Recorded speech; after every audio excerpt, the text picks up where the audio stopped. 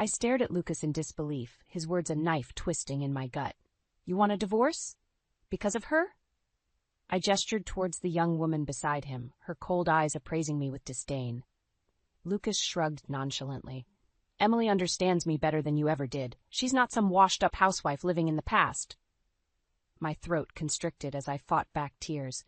How could the man I'd loved, the one I sacrificed so much for, treat me this way?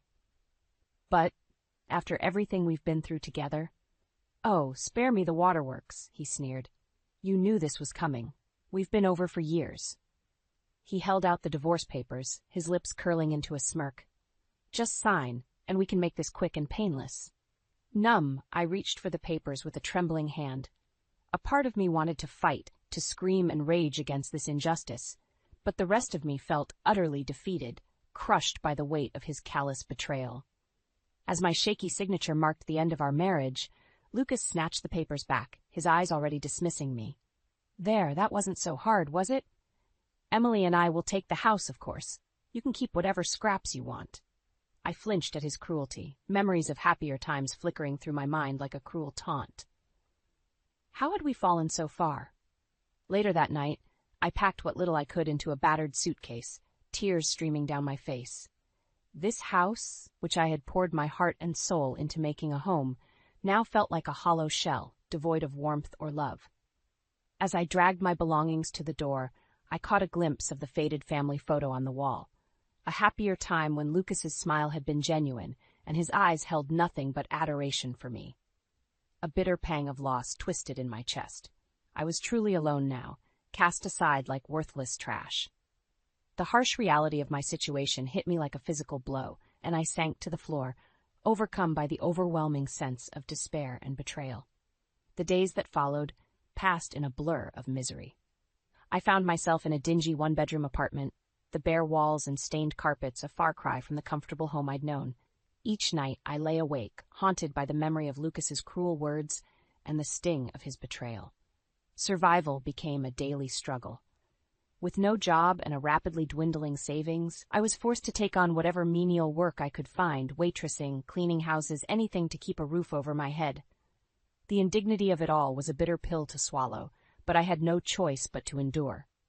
One evening, as I dragged my weary body to the laundromat, a kind-eyed elderly man offered me a warm smile. Rough day? I managed a weak nod, too exhausted to muster a response. I'm Walter, he said, his voice gentle.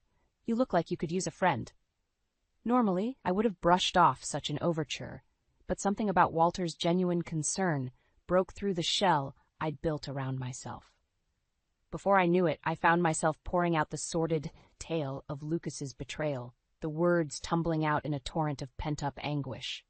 To my surprise, Walter listened with patient understanding, his kind eyes reflecting a depth of empathy that touched my soul. That scoundrel doesn't deserve a woman like you, he said, his voice tinged with righteous indignation. In that moment, I felt a flicker of something I hadn't experienced in far too long. Hope. Perhaps I wasn't as alone in this world as I'd thought. Over the following weeks, Walter became a constant presence in my life, offering a listening ear and a shoulder to lean on. Bit by bit, I found myself opening up to him, drawn to his gentle wisdom and unwavering kindness. One day, as we shared a cup of coffee in his immaculate suburban home, Walter revealed a startling truth. You know, I knew your mother many years ago, he said wistfully. We were very close, once upon a time. My breath caught in my throat as he regaled me with tales of my mother's vivacious spirit and unwavering strength, painting a picture of a woman I'd never truly known. With each anecdote, I felt a newfound connection to my roots, a sense of belonging I'd been desperately craving. As Walter's story unfolded, an even more shocking revelation came to light. He was my estranged father, torn from my mother's life by the cruel whims of fate. Tears stung my eyes as he expressed his deep regret for missing out on so many precious years, his voice thick with emotion. In that moment, I realized that Walter was more than just a kind stranger.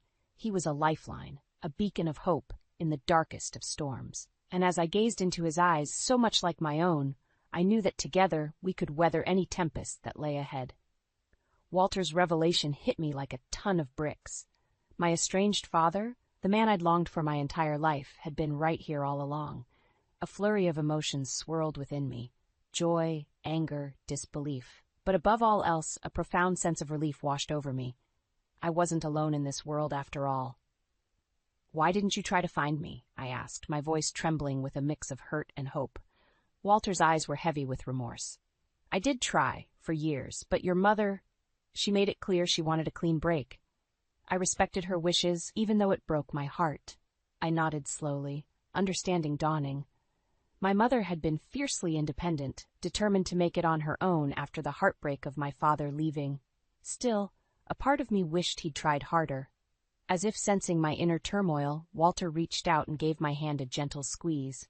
"I know I can never make up for the lost time, but I'd like to try, if you'll have me." In that moment, I made a decision, one that would change the course of my life forever. "I'd like that," I said, my voice thick with emotion. The next few weeks passed in a whirlwind as I moved into Walter's warm, inviting home.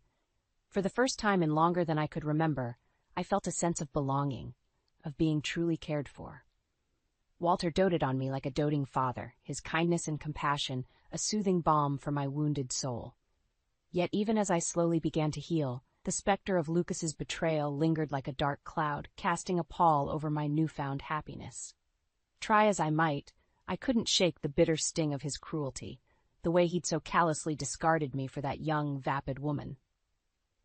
One evening, as Walter and I shared a comfortable silence in his cozy living room, he fixed me with a penetrating gaze. "You know, I used to be a private investigator," he said, his voice taking on a conspiratorial tone. My interest piqued. I leaned forward, hanging on his every word. "If you wanted, I could look into this Lucas fellow," he offered. "See if there's more to his story than meets the eye." A spark of determination flickered within me. Could this be my chance to finally uncover the truth, to expose Lucas for the lying snake he was? I squared my shoulders, meeting Walter's gaze with steely resolve. "Do it," I said, my voice laced with conviction. "I want to know everything." From that moment on, Walter became my ally, my co-conspirator in uncovering the sordid depths of Lucas's deception. Together, we pored over records, followed leads, and slowly but surely, a shocking picture began to emerge. It turned out that Lucas's infidelity was just the tip of the iceberg. He'd been embezzling funds from his company for years, using the ill-gotten gains to finance his lavish lifestyle and fund his trysts with Emily. That vapid woman wasn't just his mistress. She was his partner in crime, leeching off his stolen wealth like a parasite. As the evidence mounted, a newfound sense of purpose coursed through my veins. This wasn't just about revenge anymore. It was about justice, about exposing the truth and watching their carefully constructed facade come crumbling down around them. With Walter by my side, I knew I had the strength to face down my demons and reclaim the life that had been so callously torn from me. The battle lines were drawn, and I was ready for war. With the truth about Lucas's misdeeds laid bare before me, a newfound sense of purpose took root within my soul. No longer was I the meek, downtrodden woman he had so callously discarded. I was a woman reborn, fueled by a righteous fury that burned brighter with each damning revelation. Walter's private investigation firm became my second home, a hub of activity where we plotted and strategized, determined to bring Lucas's house of lies crashing down around him. Day after day, I immersed myself in the work, poring over financial records and piecing together the intricate web of deceit he had spun. With each new piece of evidence we uncovered, I felt my confidence growing, the shackles of self-doubt that had once bound me falling away. I was no longer the naive, trusting wife blinded by love. I was a force to be reckoned with, armed with the truth and an unwavering resolve to see justice served. "You're a natural at this," Walter would often remark, a hint of pride in his voice, as he watched me methodically dissect the case files. "Like you were born for it."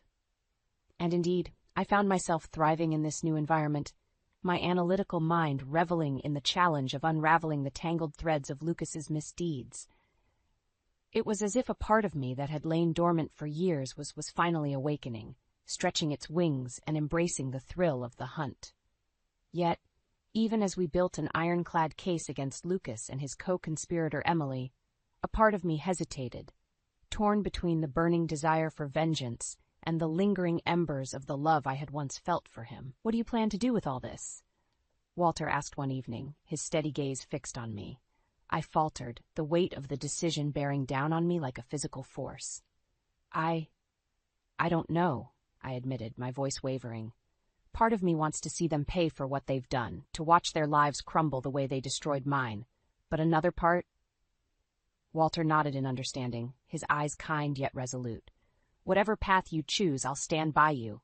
But remember, Jennifer, this is about more than just revenge. It's about reclaiming your life, your dignity, and ensuring they can never hurt anyone else the way they've hurt you." His words resonated deep within me, stoking the embers of my determination. He was right. This wasn't just about settling a personal score. It was about righting a wrong, about exposing the truth, and ensuring that the scales of justice were balanced once more. With a renewed sense of purpose, I squared my shoulders and met Walter's gaze head-on. "You're right," I said, my voice steady and unwavering. "It's time to bring them down, once and for all." From that moment on, I attacked the case with a singular focus, meticulously gathering every shred of evidence, every damning detail that would seal Lucas and Emily's fate. I was no longer the victim. I was the hunter, and they were my prey. And when the time came to strike, I would be ready, armed with the truth and an unshakable resolve to see justice served, no matter the cost. As the weeks ticked by, our case against Lucas and Emily grew stronger by the day. With each new piece of evidence we uncovered, the web of lies they had spun became more tangled, more inescapable. Yet, even as we closed in on our quarry, a part of me remained guarded, wary of allowing myself to hope for true vindication. It was during this time that I met Peter, a sharp-eyed lawyer who had been brought in to consult on the legal aspects of our case. From the moment we shook hands, I felt an instant connection, a spark of understanding that went beyond mere professional courtesy. "You've been through hell," he remarked one day, his piercing gaze seeming to see straight through to my very soul. "But you're not letting it break you. That takes real strength." His words resonated within me, stirring something long dormant, a flicker of attraction, of hope for a future beyond the all-consuming quest for justice that had consumed my every waking thought. As we worked side by side, poring over legal documents and strategizing our next moves, I found myself drawn to Peter's unwavering confidence, his steadfast belief in the power of truth and accountability. He was a kindred spirit, a man who understood the weight of what we were undertaking and welcomed the challenge with open arms. "We're going to nail these bastards," he would say, his jaw set in determination. "They'll wish they never crossed paths with us."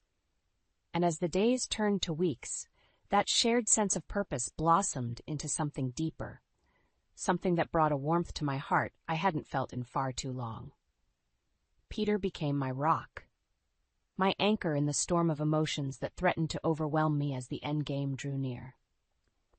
Finally, the day arrived, the moment we had been building towards, the reckoning that would either see justice served or leave us adrift in the wreckage of our failed crusade.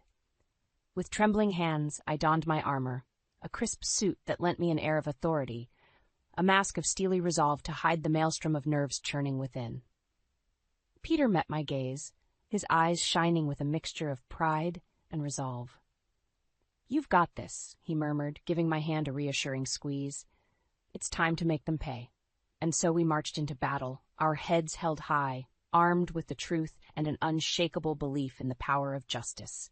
As we confronted Lucas and Emily with the damning evidence of their misdeeds, I watched their carefully constructed facades crumble, their lies exposed for all to see. The looks on their faces, a potent mixture of shock, fear, and desperate denial, will be forever seared into my memory.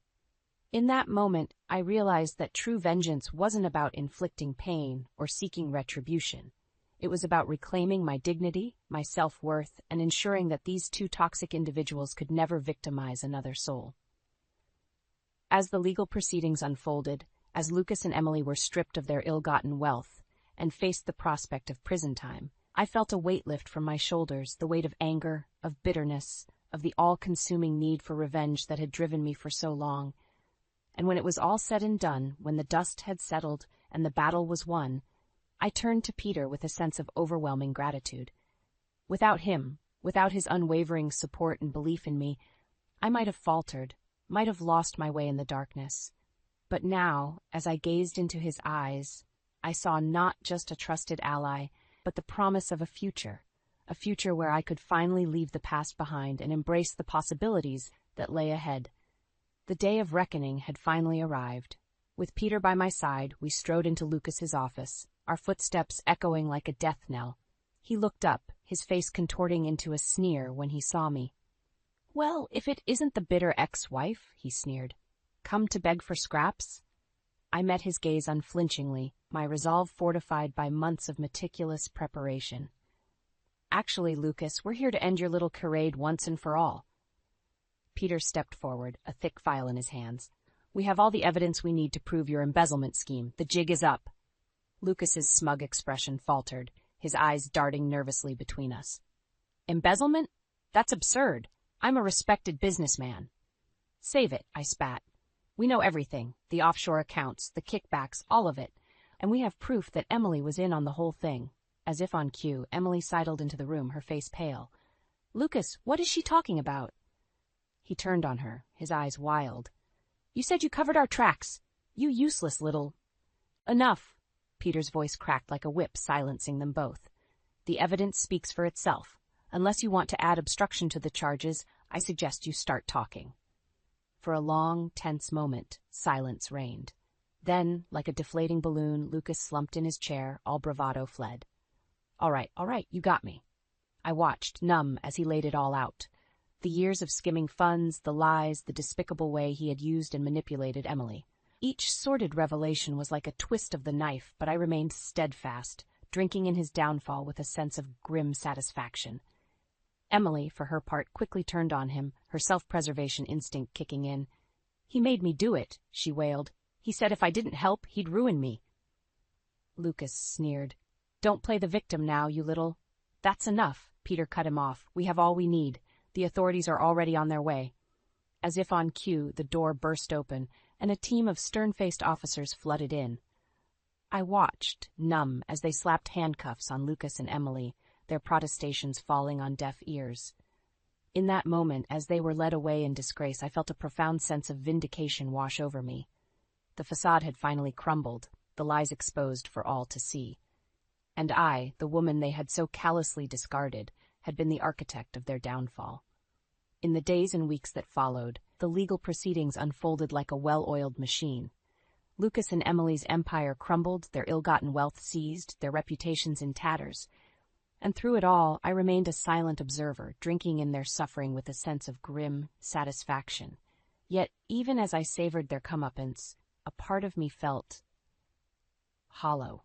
The all-consuming drive for revenge that had fueled me for so long had been sated, leaving an emptiness in its wake.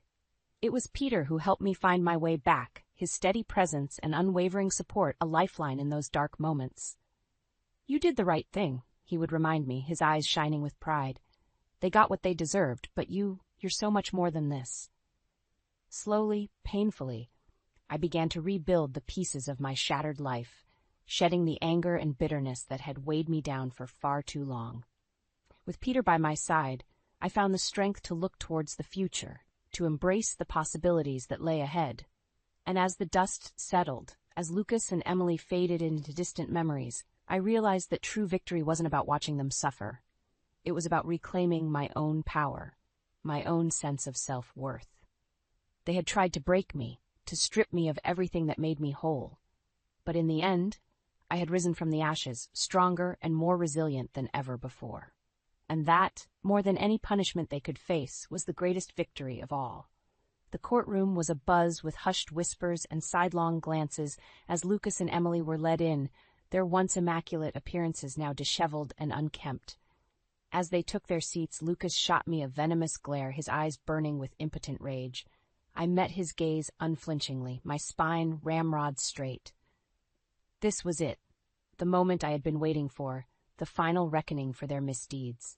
The trial unfolded like a slow-motion train wreck, each witness and piece of evidence further exposing the sordid depths of their betrayal.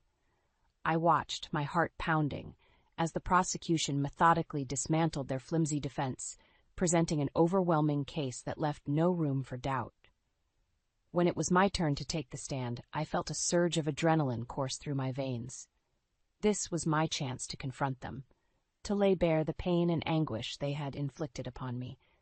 "Miss Warner," the prosecutor began, his voice measured and calm, "in your own words, please describe the events leading up to your discovery of the embezzlement scheme." I took a deep breath, my gaze flickering to where Lucas and Emily sat, their faces twisted into matching sneers of contempt. "It started with the lies," I began, my voice steady and unwavering.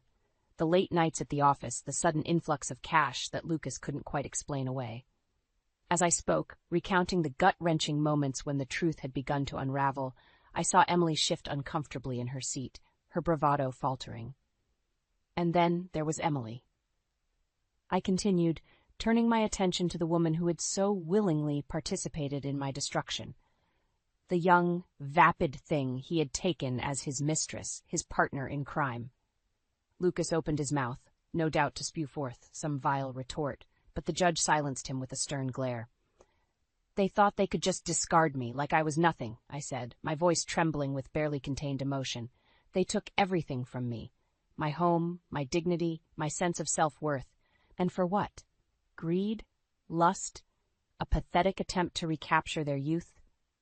The words poured forth like a torrent, each one lancing the fetid boil of anger and betrayal that had festered within me for so long. I laid it all bare. The sleepless nights, the soul-crushing loneliness, the utter despair of having the one person I trusted most violate that trust in the most cruel and callous way imaginable.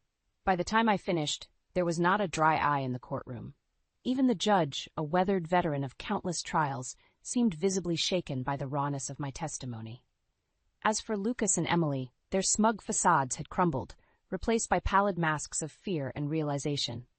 They knew, in that moment, that they had lost, that the web of lies they had so carefully constructed was unraveling before their very eyes. The verdict, when it came, was swift and decisive. Guilty on all counts. Lucas and Emily were led away in chains, their futures reduced to a fleeting glimpse of freedom before the cold, unforgiving walls of a prison cell. In the aftermath, as the courtroom emptied and the buzz of activity faded, I found myself enveloped in Peter's warm embrace, his eyes shining with a mixture of pride and relief. "You did it," he murmured, brushing a stray tear from my cheek. "You faced them down and won."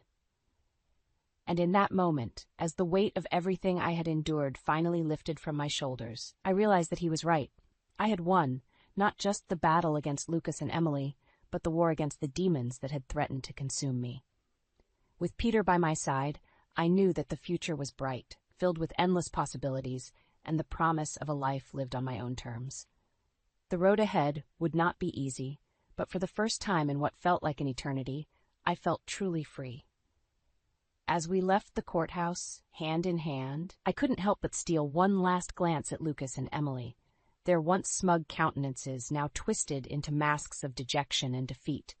They had tried to break me, to strip me of everything that made me whole, but in the end, their cruelty had only served to forge me into something stronger, something unbreakable.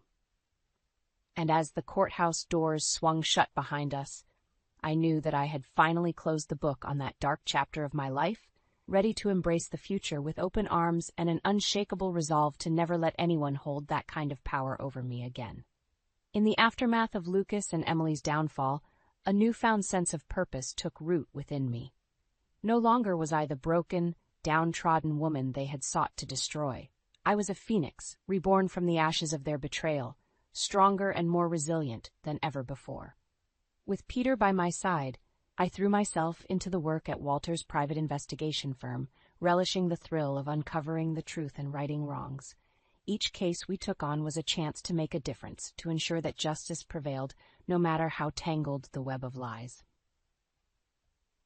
"You're a natural at this," Peter would often remark, his eyes shining with admiration as I deftly unraveled the most complex of mysteries. "It's like you were born for it." And he was right. In the world of private investigation, I had found my true calling, a path that allowed me to channel the hard-won lessons of my past into something meaningful and purposeful. As the months rolled by, Walter watched my transformation with a mixture of pride and awe, his fatherly affection shining through in every interaction. "You've come so far, my dear," he would say, his eyes misty with emotion. "Your mother would be so proud." His words were a balm to the lingering wounds within me, a reminder that even in my darkest moments, I had never been truly alone. Walter had been my rock, my steadfast ally in the fight against Lucas and Emily's villainy, and now he was my mentor, guiding me towards a future brighter than I could have ever imagined. Together we tackled case after case, our reputation for uncompromising integrity and dogged determination spreading like wildfire through the city. From missing persons to corporate espionage, no mystery was too complex, no challenge too daunting for our tight-knit team. And through it all, Peter remained my anchor, his unwavering love and support a constant source of strength and inspiration. "You're a force to be reckoned with," he would whisper in the quiet moments, his arms wrapped around me in a tender embrace. "Nothing can stop you now." As the years passed, our bond only grew stronger, our shared understanding and respect blossoming into a love deeper than I had ever known. And when Peter finally dropped to one knee, a simple diamond ring glittering in his palm, I knew that my journey had come full circle, from the depths of despair to the heights of pure, unbridled joy. "Yes," I breathed, tears of happiness streaking my cheeks as he slipped the ring onto my finger. 1,000 times, yes. In that moment, as our lips met in a searing kiss, I knew that I had finally left the ghost of Lucas and Emily behind for good. They were mere footnotes in the grand tapestry of my life, footnotes that had ultimately shaped me into the woman I was always meant to become. And as Peter and I embarked on our new life together, hand in hand and hearts overflowing with love, I couldn't help but feel a profound sense of gratitude. Gratitude for the trials that had forged me into someone unbreakable. Gratitude for the people who had stood by me through it all. And gratitude for the future that stretched out before us, ripe with endless possibilities. Walter's retirement shortly after our wedding only solidified my path, as he passed the reins of the firm to me with a knowing smile and a hearty embrace. "It's all yours now, my dear," he murmured, his eyes shining with pride. "Go out there and show the world what you're made of." And as I stood at the helm of the firm that had become my second home, surrounded by the steadfast team that had become my family, I knew that Walter's words rang true. The road ahead was paved with challenges, but I was ready to face whatever life threw my way, to fight for justice and truth with every fiber of my being. Because in the end, that was my true victory. Not the downfall of Lucas and Emily, but the realization that I was so much more than they had ever given me credit for. I was a survivor, a warrior, a woman who had stared into the abyss and emerged stronger, wiser, and more determined than ever before. And as I looked out over the city that had been the battleground for so many hard-fought battles, I knew that my journey was just beginning. The future was an open book, waiting to be written, and I was holding the pen. The hospital room felt eerily quiet, the soft beeps of the monitors punctuating the silence like a ticking clock. I cradled my newborn twins, their tiny faces scrunched in peaceful sleep, oblivious to the turmoil that was about to unfold. A gentle knock at the door startled me, and a nurse entered, a somber expression etched on her face. "Mrs. Archer, this letter arrived for you," she said, her voice laced with poorly concealed pity. I took the envelope, my hands trembling slightly. As soon as the nurse left, I tore it open, my heart pounding in my chest. The words seemed to blur before my eyes, but one phrase stood out in stark relief. "I want a divorce." My world shattered in that moment. Calvin, the man I had loved and trusted, the one I thought would stand by my side through thick and thin, had betrayed me in the cruelest way imaginable. The letter went on to reveal his affair, his decision to abandon me and our children for another woman. Tears streamed down my cheeks, and I clutched my babies closer, as if they were the only anchors keeping me from drifting away into a sea of despair. How could he do this to us? After years of struggling with infertility, these precious little ones were supposed to be the culmination of our dreams, the embodiment of our love. But Calvin's absence spoke volumes. He didn't even bother to show up for their birth, too consumed by his selfish desires to witness the miracle we had fought so hard to achieve. The man I thought I knew had become a stranger, and the life I had envisioned for us was nothing but a cruel illusion. In that moment I made a silent vow to my children, I would be the strength they needed. I would protect them from the pain and betrayal that their father had inflicted upon us. And I would rise above this, not as a victim, but as a survivor, forging a new path for myself and my family. It was a long, sleepless night, punctuated by the soft cries of my babies and the shattering of my own heart. But as the first rays of dawn filtered through the window, I knew that this was not the end, but the beginning of a new chapter, one where I would write my own story, free from the shackles of a broken marriage and a broken man. I clutched the divorce papers like a lifeline, my knuckles turning white with the sheer force of my grip. Calvin's words cut deeper than any knife, his cruelty slicing through the very core of my being. "You're delusional if you think you can handle raising those brats on your own," he sneered, his voice dripping with contempt. "You'll fail as a mother, just like you failed as a wife." My brother Evan, who had taken me in after I left the hospital, placed a comforting hand on my shoulder. "Don't listen to him, sis. He's just trying to hurt you." Calvin scoffed, his lips twisted into a sneer. "Hurt her? I'm just telling the truth. She's nothing but a burden, and those kids are better off without her." I flinched, his words like physical blows, but Evan's presence gave me strength. "Get out of my house," he growled, his usually gentle demeanor replaced by a protective fury.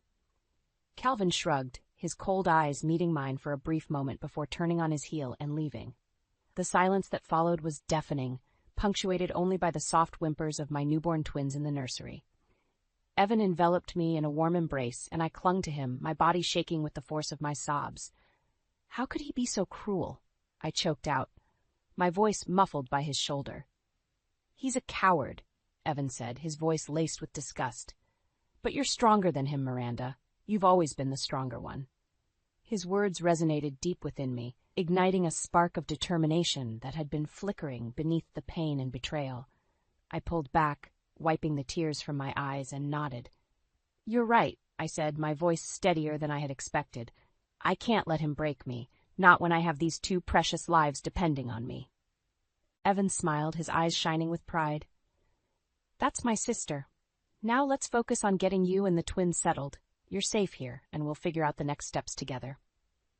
As I held my babies close, their soft breaths brushing against my skin, I knew that Evan was right. Calvin might have shattered our family, but he couldn't destroy the unbreakable bond between a mother and her children. I would rise above his cruelty, his insults, and his attempts to diminish me. This was just the beginning of a new chapter, one where I would write my own story of resilience and triumph. The soft coos of my twins filled the air as I rocked them gently, their tiny fingers curled around mine. It had been a few months since I had taken refuge at Evan's place, and the wounds of Calvin's betrayal were slowly starting to heal. A knock at the door interrupted my reverie, and Evan poked his head in. "Hey, you've got a visitor. It's Derek." My heart skipped a beat at the mention of my old college friend. Derek had been a constant source of support during those tumultuous times, his unwavering friendship a lifeline in the midst of the storm. "Send him in," I called out, unable to suppress the smile that crept across my face. Derek stepped into the nursery, his warm grin instantly brightening the room. "There's my favorite little family," he said, his eyes twinkling with affection. "Derek, it's so good to see you," I said, rising to embrace him with one arm, the other cradling my precious bundle. He returned the hug with gentle care, mindful of the fragile lives nestled against me. "You're looking well," he murmured, pulling back to study my face. "Motherhood suits you." I felt a flush of pride at his words, a stark contrast to the constant barrage of insults and put-downs from Calvin. Derek had a way of making me feel valued, seen, and understood in a way that my ex-husband never could. "Thanks for being here," I said softly, my voice thick with emotion. "I don't know what I would have done without you and Evan." Derek waved a dismissive hand. "Don't mention it. That's what friends are for." His expression grew serious, and he lowered his voice. "Have you given any thought to the legal proceedings?" I nodded, my grip on my children tightening instinctively. "I want to fight for full custody. Calvin doesn't deserve to be a part of their lives, not after the way he treated us." Derek's jaw clenched, his eyes hardening. "That bastard doesn't deserve anything," he spat, his usual composure slipping for a moment. "But don't worry, Miranda. I'll make sure he pays for what he's done." A surge of gratitude washed over me, and I reached out to squeeze his hand. "Thank you, Derek, for everything." His features softened, and he returned the gentle pressure.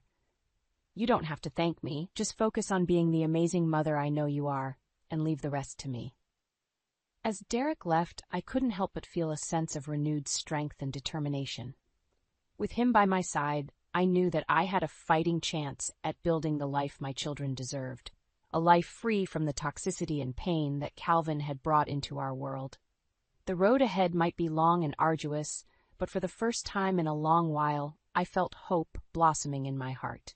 Calvin might have shattered my dreams, but with the unwavering support of those who truly cared for me, I knew that I could pick up the pieces and create something even more beautiful, a future where my twins could thrive, loved and protected, untainted by their father's cruelty. The soft glow of the laptop screen cast a warm hue across Derek's face as he leaned back in his chair, brow furrowed in concentration. I watched him intently, my heart thrumming with a mixture of anticipation and trepidation. "Are you sure about this, Miranda?" he asked, his voice low and serious. "Once we set this in motion, there's no turning back." I nodded, my resolve unwavering. He brought this on himself. It's time he faced the consequences of his actions. Derek let out a long exhale, running a hand through his hair. "All right, I've gathered enough evidence to bury him, but we need to be smart about how we play this."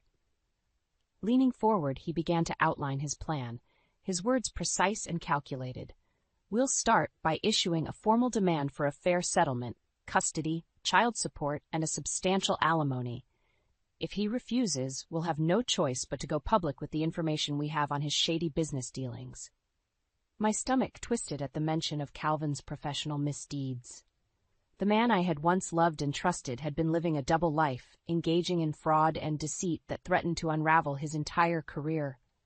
"Do you really think he'll cave?" I asked, my voice laced with doubt. Calvin's always been so arrogant, so sure of himself. Derek's eyes hardened, his jaw set in a firm line. "He'll have no choice. Not when the evidence is this damning. We've got him cornered, Miranda. It's time to make him pay for what he's done." A surge of determination coursed through me, fueled by the memory of Calvin's cruelty and the pain he had inflicted upon me and my children. I had spent too long cowering in his shadow, allowing his manipulation and abuse to dictate the course of my life. No more. "Let's do it," I said, my voice steady and resolute. "I'm ready to take back control." Derek's lips curved into a grim smile, and he nodded. "Then let's make that bastard squirm." Over the next few weeks, we meticulously prepared our case, gathering every shred of evidence and fortifying our legal strategy. Derek was a force to be reckoned with, his razor-sharp intellect and unwavering determination a formidable combination. As the day of the mediation approached, I could feel the tension building, like a coiled spring waiting to be released. Calvin had no idea what was coming, and I couldn't help but savor the thought of wiping that smug grin off his face. When the moment finally arrived, I steeled myself, drawing strength from the knowledge that I was no longer fighting alone. Derek was by my side, a steadfast ally in the battle against my former tormentor. As Calvin strutted into the room, his arrogance practically radiating from his pores, I felt a surge of power course through my veins. This was it, the moment I had been waiting for. The game was on, and this time I held all the cards. The tension in the room was palpable as Calvin swaggered in, his cocky demeanor a stark contrast to the grim expressions on our faces. Derek took the lead, his voice calm and measured as he laid out the terms of our proposal. "We're prepared to offer a fair settlement," he said, sliding a stack of papers across the table. "Full custody of the children for Miranda, along with child support and substantial alimony payments." Calvin's eyes narrowed, his lip curling in disdain. "Are you kidding me? You expect me to agree to those outrageous demands?" I could feel my blood boiling, but before I could speak, Derek raised a hand, silencing me. "It's a generous offer, given the circumstances," he said, his voice taking on a razor-sharp edge. Calvin scoffed, leaning back in his chair with a smug grin. "And what circumstances would those be? You have no leverage here." Derek's expression hardened, and he reached into his briefcase, retrieving a thick file. "I wouldn't be so sure about that." With a flick of his wrist, he scattered the contents of the file across the table, revealing a damning trail of evidence: financial records, email correspondence, and detailed accounts of Calvin's fraudulent activities within his company. The color drained from Calvin's face as he rifled through the documents, his bravado evaporating like mist in the morning sun. Where did you get this? That's not important, Derek said, his voice laced with steel. What matters is that we have more than enough evidence to bury you, professionally and personally. Calvin's eyes darted between us, his mask of arrogance crumbling as the realization of his predicament sank in. What do you want? He growled, his hands clenched into tight fists. Exactly what we asked for, I spoke up, my voice steady and unwavering. The settlement, no contest on custody, and your silence. Agree to our terms, and this information stays buried. Calvin's jaw tightened, his eyes burning with barely contained rage. For a long moment, the room was deathly silent, the weight of our ultimatum hanging heavy in the air. Finally, he let out a sharp exhale, his shoulders slumping in defeat. Fine, you win. A surge of triumph coursed through me, but I refused to let it show on my face. Calvin had brought this upon himself, and for the first time, he was the one left powerless, stripped of his arrogance and control. As he scrawled his signature on the settlement papers, his hand trembling with barely contained fury, I felt a weight lift from my shoulders. The nightmare was finally over, and I had emerged victorious, not just for myself, but for my children. Derek and I exchanged a glance, a silent acknowledgement of our shared triumph passing between us. We had played the game, and we had won, leaving Calvin to face the consequences of his own actions. As we gathered our belongings and prepared to leave, Calvin fixed me with a venomous glare. "This isn't over," he hissed, his voice dripping with venom. I met his gaze unflinchingly, a newfound strength burning within me. "Yes, it is," I said, my voice unwavering. "You lost the moment you decided to betray us." With those words, I turned and walked away, leaving Calvin to stew in the wreckage of his own making. The battle had been hard fought, but in the end, justice had prevailed, and I had reclaimed the power he had tried so desperately to strip away. The future was uncertain, but for once, I didn't fear it. With my children by my side and the unwavering support of those who truly cared for me, I knew that I could weather any storm that came my way. Calvin had made the mistake of underestimating me, and now he would pay the price. The sound of shattering glass echoed through the silent kitchen as Calvin hurled his tumbler against the wall, the amber liquid splattering across the pristine tiles. His face was contorted with rage, his knuckles white from the force of his clenched fists. "That bitch," he snarled, pacing like a caged animal. "How dare she try to ruin me?" His mistress, Samantha, watched him with a mixture of fear and disgust, her arms crossed defensively over her chest. "Maybe you should have thought about before you decided to screw her over," she spat, her voice dripping with contempt. Calvin whirled on her, his eyes wild with fury. "Shut your mouth," he growled, taking a menacing step forward. "This is all her fault. She's the one who pushed me into this." Samantha recoiled, her lips pressed into a thin line. "Don't you dare try to blame her for your own mistakes," she said, her voice trembling slightly. "You made your bed, Calvin. Now you have to lie in it." Calvin's laughter was bitter and mirthless. "Oh, I'll make her pay all right. She thinks she's won, but I'm just getting started." As he stormed out of the room, slamming the door behind him with enough force to rattle the windows, Samantha sank onto the couch, burying her face in her hands. The illusion of their perfect life together was rapidly unraveling, and she couldn't help but wonder if she had made a grave mistake. Meanwhile, I sat across from Derek, my hands wrapped around a steaming mug of coffee as I recounted the events of the mediation. He listened intently, his brow furrowed in concentration. "I can't believe he had the audacity to threaten you," he said, shaking his head in disgust. "The man has no shame." I shrugged, trying to mask the residual fear that still lingered in the depths of my heart. "It's just empty bravado," I said, forcing a smile. "He's all bark and no bite." Derek's expression darkened. "I wouldn't be so sure," he murmured, his voice laced with concern. "Calvin's a desperate man, and desperate men are capable of dangerous things."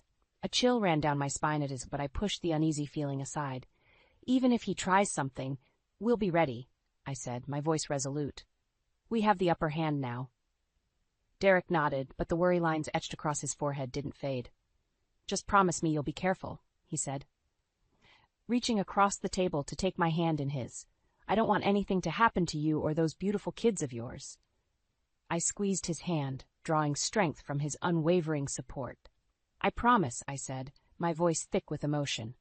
We've come too far to let him win now. As the days passed, Calvin's world continued to crumble around him.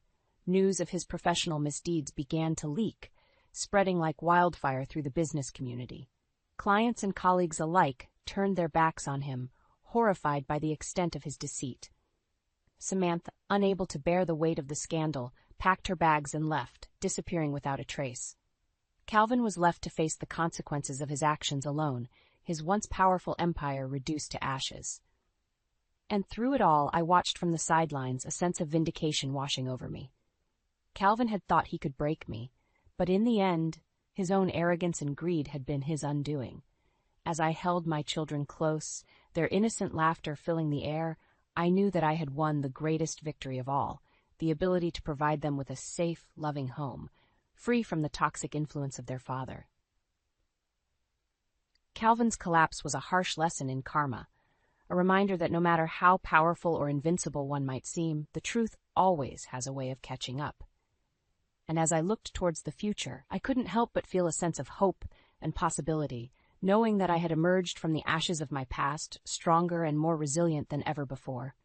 The sharp ring of my phone cut through the peaceful silence of the evening. I glanced at the caller ID and felt my heart sink. It was Derek. "Hello?" I answered, a sense of dread settling in the pit of my stomach. "Miranda, you need to turn on the news. Right now."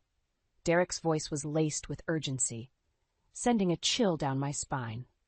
Without a word, I grabbed the remote and switched on the television, my breath catching in my throat as the headline flashed across the screen, "Local businessmen embroiled in fraud scandal." And there, larger than life, was Calvin's face, his expression a mixture of defiance and barely concealed panic as he was swarmed by a pack of ravenous reporters. "Mr. Archer, is it true that you've been embezzling funds from your company?" One of them shouted, thrusting a microphone in his face. Calvin recoiled, his jaw clenched tight. "No comment," he growled, pushing his way through the throng. But the reporters were relentless, their questions growing more pointed and accusatory with each passing second. "What about the allegations of insider trading? Can you confirm or deny your involvement? How do you respond to the claims that you've been bribing government officials to secure lucrative contracts?" Calvin's face contorted with rage, his mask of composure slipping as the weight of the accusations bore down on him. "Get those cameras out of my face!" he snarled, lashing out at the nearest reporter. The scene descended into chaos, a flurry of shouting and jostling bodies as Calvin fought to escape the relentless onslaught of questions and accusations. I watched in stunned silence, my heart pounding in my chest as the reality of what was unfolding hit me.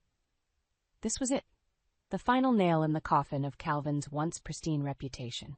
As the news coverage shifted to a panel of analysts dissecting the scandal and speculating about the potential legal ramifications, I felt a surge of vindication coursing through my veins.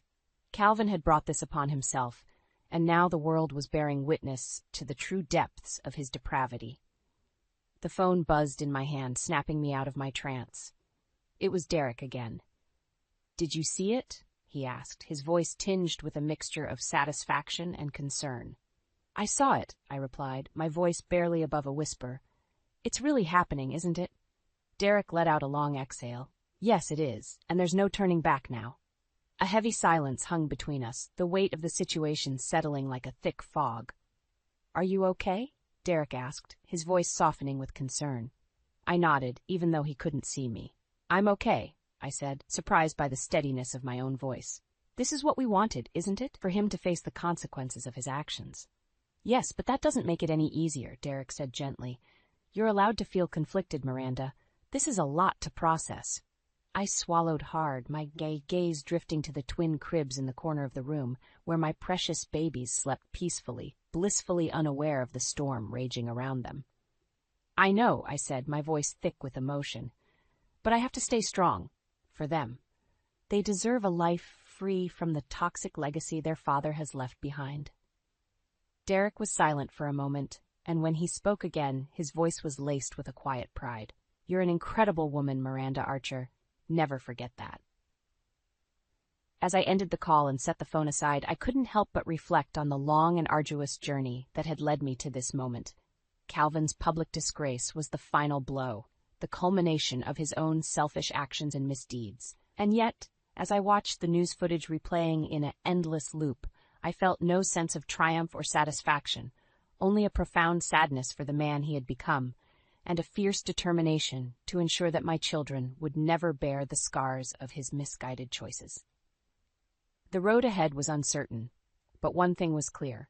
Calvin's reign of terror was over, and it was time for me to step into the light, embracing the future with open arms and a heart full of hope. The soft glow of birthday candles flickered across the faces of my loved ones, their smiles warm and radiant as they gathered around the twins' cake. It was hard to believe that an entire year had passed since that fateful day in the hospital, the day my world had been shattered by Calvin's betrayal. But as I looked around the room, surrounded by the people who had stood by me through the darkest of times, I couldn't help but feel a profound sense of gratitude and hope.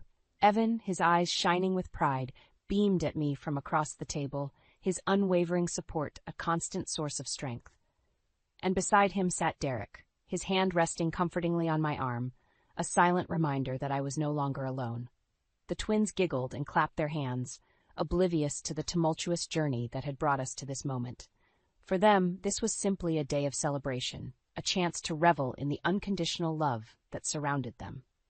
As the birthday song faded into a chorus of cheers and laughter, I couldn't help but reflect on the long and winding road that had led me here. The pain and heartache of Calvin's betrayal, the fear and uncertainty that had threatened to consume me, all of it had been a crucible, forging me into a stronger, more resilient version of myself. No longer was I the meek, downtrodden woman who had cowered in the shadow of her husband's cruelty. I was a survivor, a warrior, who had stared down the demons of my past and emerged victorious. "Blow out the candles, Mommy," one of the twins exclaimed, their tiny voice cutting through my reverie.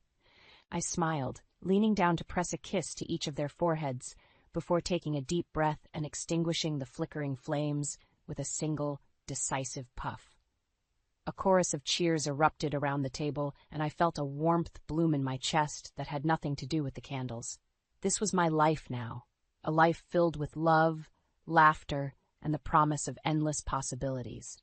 As the party wound down and our guests began to trickle out, Derek lingered behind, his gaze soft and affectionate as he watched me tidy up. "You've come so far, Miranda," he said, his voice laced with pride. "I can't even begin to tell you how amazed I am by your strength."